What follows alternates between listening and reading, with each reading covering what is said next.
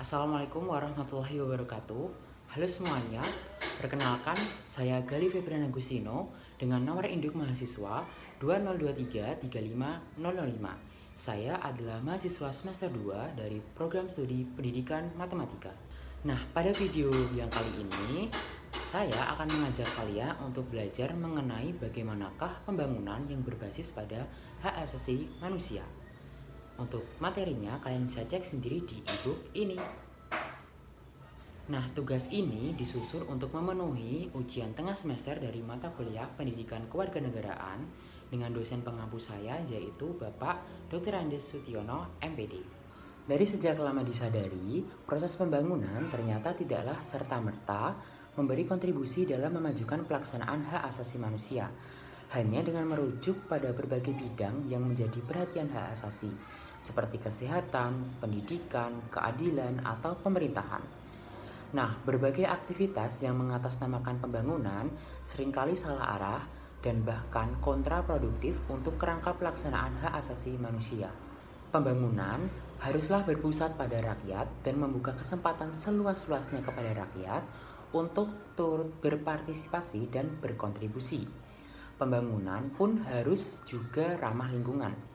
Tujuan ini tidak akan terwujud semata-mata hanya dengan bersandar pada pertumbuhan ekonomi, namun harus diiringi pula dengan perimbangan yang adil dalam distribusi, memicu untuk meningkatkan kemampuan masyarakat, serta bisa memberikan pilihan dan kesempatan seluas-luasnya kepada para rakyat. Dalam hal ini, mesti dipahami secara jelas perbedaan antara hak dan kebutuhan. Hak adalah sesuatu yang melekat semata-mata karena seseorang individu adalah manusia. Dengan adanya hak yang melekat, itulah seorang individu hidup dengan martabatnya sendiri. Lebih dari itu, hak dapat digunakan di hadapan negara dan sudah menjadi bagian dari kewajiban negara untuk menghargainya. Di sisi lain, kebutuhan adalah aspirasi yang mungkin saja cukup untuk diakui. Namun, kebutuhan tidak memerlukan keterkaitan dengan kewajiban negara yang memenuhinya. Nilai kepuasan dari suatu kebutuhan dan tak bisa dipaksakan. Hak asasi manusia sangat berkaitan dengan keberadaan atau being, sedangkan kebutuhan itu lebih berkaitan dengan kepemilikan atau having. Sangatlah penting untuk dipahami, menjalankan pembangunan dengan cara memberi dan menyediakan pelayanan untuk kebutuhan dasar sungguh sangat berbeda dengan proses untuk menjamin bisa ternikmatinya hak asasi. Nah, hak asasi yang melekat di dalam diri setiap individu, bagaimanapun itu tidak boleh diabaikan loh. Seorang individu tidaklah bisa diminta bersabar menunggu untuk menikmati pembangunan sampai terlebih dulu ada penghormatan terhadap martabatnya. Nah, martabat manusia dan begitu juga menjadi manusia justru adalah landasan dasar dari digagasnya pendekatan berbasis hak asasi manusia.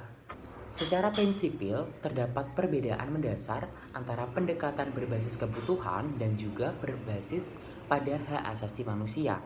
Dalam pendekatan yang berbasis kebutuhan, strategi pembangunan akan ditujukan lebih pada tuntutan untuk melakukan sesuatu. Negara itu seakan-akan sudah melakukan kewajibannya atas pembangunan jika sudah melakukan sesuatu tanpa harus memaksimalkan sumber daya yang ada. Sedangkan pendekatan yang berbasis pada hak asasi akan mensyaratkan agar strategi pembangunan harus sejalan dengan tuntutan hak asasi manusia, sebagaimana yang diatur dalam hukum nasional dan juga hukum internasional. Pendekatan berbasis hak asasi diyakini akan membawa proses pembangunan ke arah perubahan yang lebih efektif, lebih berkelanjutan, lebih rasional, dan lebih sungguh-sungguh, karena akan meningkatkan partisipasi kontribusi dan akuntabilitas dengan mengidentifikasi secara spesifik tugas dan tanggung jawab negara sebagai pemangku kewajiban hak asasi manusia atas pembangunan. Oke teman-teman, usai sudah penjelasan dari saya dan itu mungkin adalah penjelasan yang sangat singkat dan mungkin kurang rinci. Untuk selengkapnya kalian bisa baca sendiri di e-book yang ini. Sekian dari saya pamit undur diri. Wassalamualaikum warahmatullahi wabarakatuh.